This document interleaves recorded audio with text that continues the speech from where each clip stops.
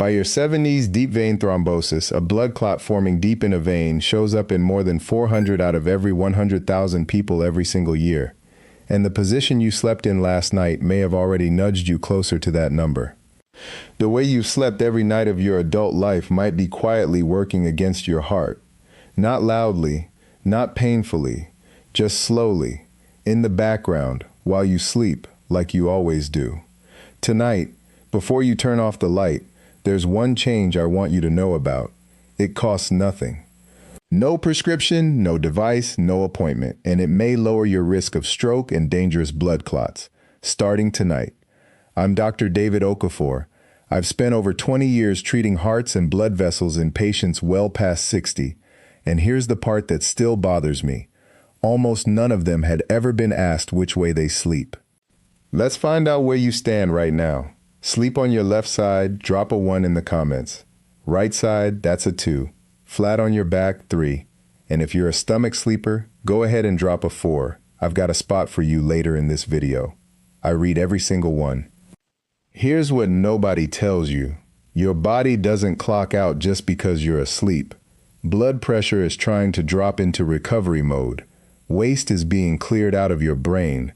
And blood is trying to make its way back up from your legs to your heart, through veins that after 60 aren't as strong as they used to be. The direction you're facing while all of that happens matters more than almost anyone in medicine has ever told you. Stay with me, because by the end of this, you won't just know what to do, you'll know exactly why it works. And that's what makes you actually do it tonight. Sleep has always been treated like a comfort issue. Which pillow, which mattress, how many hours? Not a heart issue, not a circulation issue. Doctors ask about your salt, your exercise, your stress. Nobody asks which way you're facing at 2 a.m. That's starting to change. Over the last couple of decades, research has built up around something simple. Your sleep position is a cardiovascular variable. You spend roughly a third of your life lying down. That's not a footnote in your health. That's a full-time job for your heart. After 60, when your vessels have lost some of their youthful stretch, the position you choose starts to matter in a way it didn't at 30. Makes sense, right?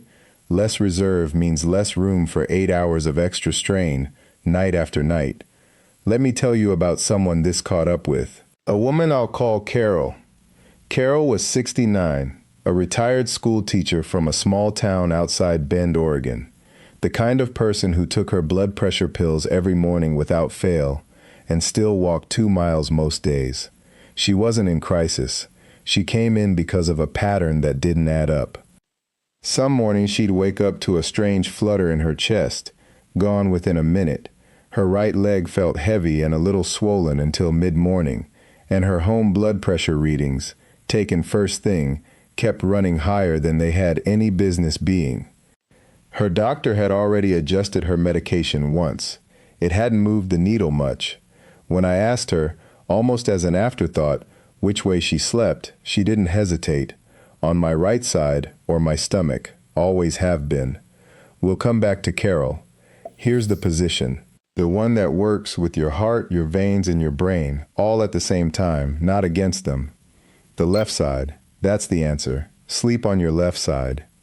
I know that might sound almost too simple to matter. 5 reasons, 20 years of practice, and the answer is just turn over, stick with me.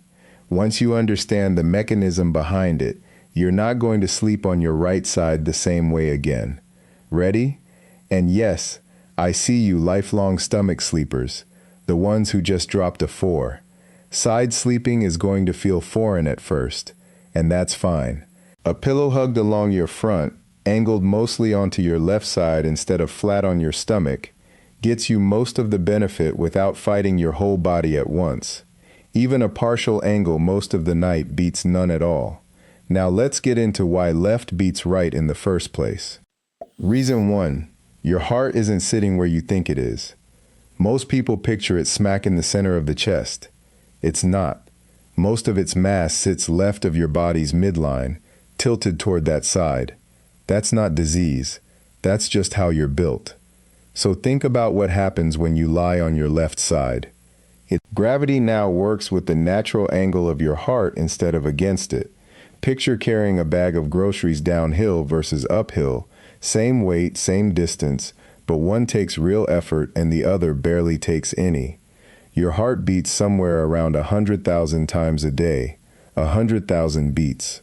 How much easier would your day feel if every single one of them cost you a little less? After 60, when the heart muscle may already be a little stiffer than it used to be, that small mechanical advantage counts for more, not less. Left side sleeping hands it to you for free, every night, for 8 hours straight. Now, I already know what some of you are thinking, because I hear it constantly in clinic. Wait, doesn't lying on my left side put my weight right on top of my heart? Isn't that going to crush it?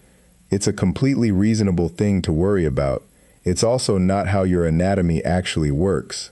Your heart isn't floating loose in your chest. It's cushioned inside a fluid-filled sac called the pericardium, and it's further protected by your rib cage and the surrounding structures doctors call the mediastinum. That padding is doing its job whether you're standing, sitting, or lying on your side. So no, you're not lying on top of your heart the way you'd lie on top of a pillow. You're simply letting gravity assist a heart that was already built to lean that direction. If a doctor ever told you the opposite, they weren't wrong to want to protect you. They just didn't have the 15 minutes to walk you through the anatomy. Reason 2, and this is the one almost nobody outside a cardiology office has ever heard of. It's called the inferior vena cava. Try saying that 3 times fast. It's the largest vein in your body. Well, largest by volume, there's some technical debate about how you rank these things, but for our purposes, it's the big one that matters. Its whole job is to carry blood from your legs, your abdomen, and your pelvis back up to the right side of your heart, so it can get sent to your lungs and reloaded with oxygen. Here's the detail that matters. This vein runs up the right side of your spine. When you lie on your right side or flat on your back, the weight of your organs, especially your liver, the heaviest organ in your abdomen, presses down on that vein. Think of it like stepping on a garden hose. Water still gets through, just a lot less of it, and a lot slower. Quick aside, since we're talking about the abdomen, if you deal with acid reflux or GERD, and you've been told to sleep with your upper body elevated, you might be wondering if that fights with lying on your left side. It doesn't. They work together. Left side sleeping is already the position reflux specialists tend to recommend because of how your stomach sits relative to your esophagus. Add a wedge or raise the head of your bed, and you get both benefits at once. We actually have a number for this vein compression too. Researchers using ultrasound to track this exact vein, measuring it directly on a screen, position by position, found that turning onto the left side increased its open diameter by about 29% on average, compared to lying flat on the back. That research comes out of obstetric and emergency medicine, studying pregnant patients in real time. Different population, I know, but the vein and the physics squeezing it are exactly the same one sitting in your chest tonight. Curious what that means over a whole night, not just a scan. Slower return means your heart has to work harder to make up for less blood coming in. Night after night, year after year, that adds up on a heart that's already dealing with stiffer vessels than it had at 40. Turn onto your left side, and that pressure disappears. The vein runs free. For veins that have lost some of their youthful elasticity, which after 60, most have, removing that obstacle isn't a small thing. Reason 3, and this is the one that worries people most once they understand it. Blood clots don't need a long flight or a surgery to form. They form anywhere blood moves too slowly. Doctors call that venous stasis, blood pooling instead of flowing. Like a puddle that never drains versus a stream that keeps moving. Ever notice how some mornings your ankles look a little puffier than others? That's often this exact mechanism, just a milder version of it. It happens most in the deep veins of your legs and pelvis, exactly the territory the inferior vena cava drains. Remember that number from the start of this video? By your 70s, Deep vein thrombosis shows up in more than 400 out of every 100,000 people a year, a rate that keeps climbing the older you get. That's not because older blood is somehow different. It's because circulation slows down, vein walls lose some of their spring, and a lot of medications, even mild dehydration, can thicken the blood just enough to tip the balance. A clot that forms in a leg vein doesn't always stay there. It can travel to the lungs, where it becomes what's called a pulmonary embolism, or fragments can enter circulation that eventually reaches the brain, contributing to a stroke. Here's a question I ask almost every patient I see after a clot has already happened. What position do you sleep in?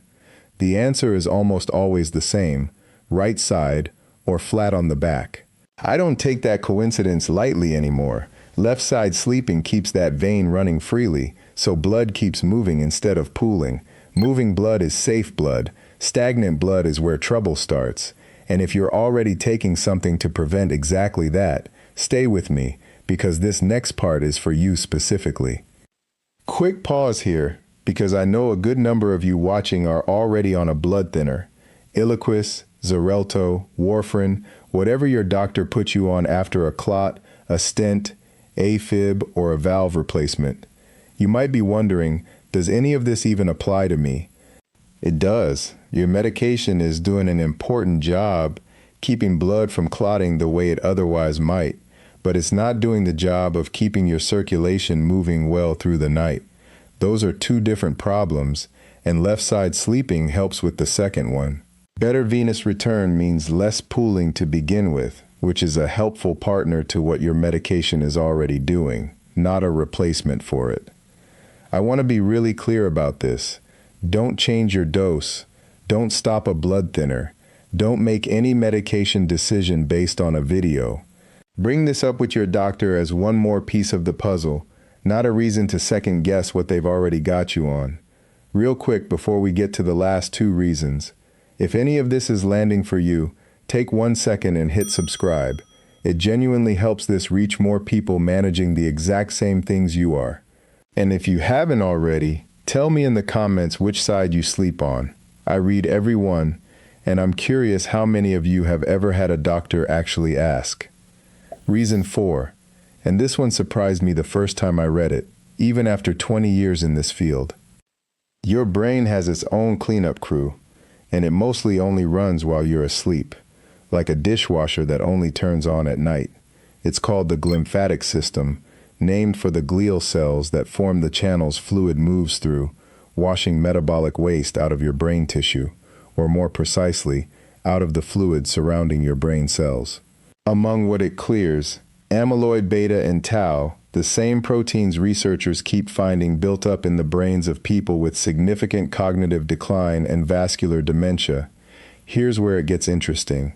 Researchers at Stony Brook University, working with the lab that first mapped this system, published a study in the Journal of Neuroscience back in 2015 using MRI scans and found this waste-clearing process worked best in a side-lying position, better than on the back or stomach. I'll be straight with you. That particular study was done in an animal model, not in people, so I'm not going to tell you it's closed-case science in humans yet, but it's a real peer-reviewed finding, and it lines up with everything else we've covered tonight. Why bring this up in a video about your heart? Because your brain and your heart share the exact same blood supply. Inflammation in the brain's blood vessels, partly driven by this same waste buildup, raises the risk of small strokes and, over time, larger ones. What helps one tends to help the other. Reason 5, something cardiologists call nocturnal dipping. In a healthy cardiovascular system, blood pressure is supposed to drop while you sleep. The American Heart Association defines a healthy dip as at least a 10% drop from your daytime numbers, and most people land somewhere between 10 and 20%. That's not incidental. It's one of the main ways your arteries and kidneys get a nightly break from the workload. People whose blood pressure doesn't drop that much, doctors call them non-dippers, show up in study after study with meaningfully higher rates of stroke and silent small vessel damage in the brain than people who dip normally. The older you are, the more that difference tends to matter. So what does sleep position have to do with any of this? More than you'd think. When your circulation is working against a partially compressed vein all night, when your heart has to work a little harder than it needs to just to keep blood moving, your body's stress response doesn't fully power down. Cortisol and adrenaline stay a touch more elevated than they should, and that's one of the more common reasons blood pressure fails to drop the way it's supposed to. Left side sleeping also tends to ease positional sleep apnea for a lot of people, those brief airway blockages that cause sudden blood pressure spikes overnight. Fewer spikes, more consistent dipping, and a heart that wakes up actually rested instead of one that's been quietly working overtime for 8 hours.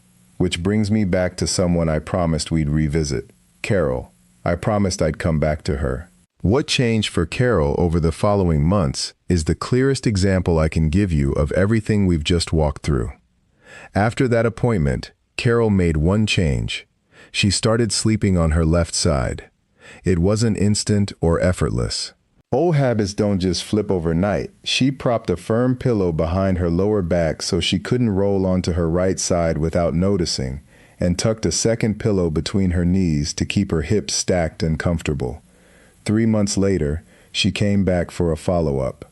The morning blood pressure readings that had puzzled her doctor for months had come down, not dramatically, but consistently, without any change to her prescription. The chest flutter she used to wake up to was gone, and that heaviness in her right leg every morning, she said she'd honestly forgotten about it until I asked. Her husband mentioned, almost in passing, that she seemed to be sleeping more soundly too. Less tossing, less turning. What she said to me at that visit is something I've thought about more than once since. She said I spent 30 years telling my students to ask questions when something didn't make sense. I never once thought to ask this question about my own body. That's the gap this video exists to close. Not because the science is hidden, it's been sitting in journals for years. It's because there's never been 15 minutes in a checkup to say it out loud. You're getting those 15 minutes right now. One more thing, and I want to say this directly to anyone lying there thinking I've slept the wrong way for 40 years. Is the damage already done? No, or at least that's not how this works. Circulation responds to what you do tonight, not just what you did for decades. Some of the patients I've walked through this with told me they slept more deeply the very first night they tried it, before any blood pressure numbers had time to change at all. That's not a guarantee for everyone, and I won't pretend it is, but it does mean this isn't a lost cause you're managing. It's a habit you can start tonight, and your body starts responding sooner than most people expect.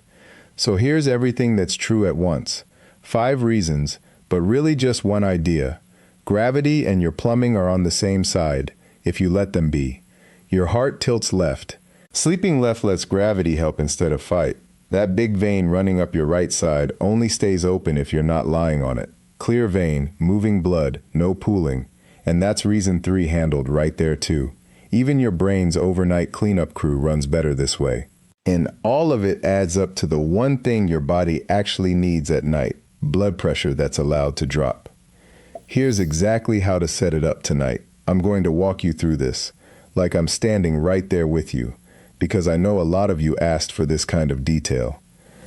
Lie on your left side first. Take a firm pillow. It doesn't need to be huge. Wedge it lengthwise against your lower and mid back, angled so it supports you from behind your shoulder blade down to your hip. That's what stops you from rolling flat onto your back once you fall asleep. Then grab a second softer pillow and place it between your knees, letting your top knee rest on it rather than dropping onto the leg underneath. That keeps your hips level and takes the pressure off your lower back and hip joint. Your top arm can rest on another pillow in front of your chest, or just relax down along your side. Either way works. If you want a simple way to remember it, back braced, knees cushioned, front arm free. Now, I know what some of you are thinking. What about when I roll over in my sleep? I can't exactly control that. Totally normal. And I wouldn't stress over it. You don't need to be a statue all night. Falling asleep on your left side and spending most of the night generally on that side still gives your heart and your veins the benefit. Even if you shift around some, that pillow behind your back is there to make rolling all the way onto your back harder, not impossible. Give it about a week. Most people stop thinking about it entirely by week 2. Your body finds the new pattern faster than you'd expect. Here's what I'm asking you to do. Not next week, tonight. Before you get into bed, set that pillow behind your back and one between your knees. That's the whole action. The rest happens on its own while you sleep. What position have you slept in for most of your life, and has anyone ever asked you that before tonight? Tell me in the comments. I read every one, and if someone in your life is managing blood pressure or recovering from a cardiac event, send them this video. If tonight's the first time anyone's ever walked you through this, that's exactly the gap this channel exists to close. Your heart has been working for you every minute of every day for decades, without asking for anything back. Tonight, turn to your left and let it rest a little easier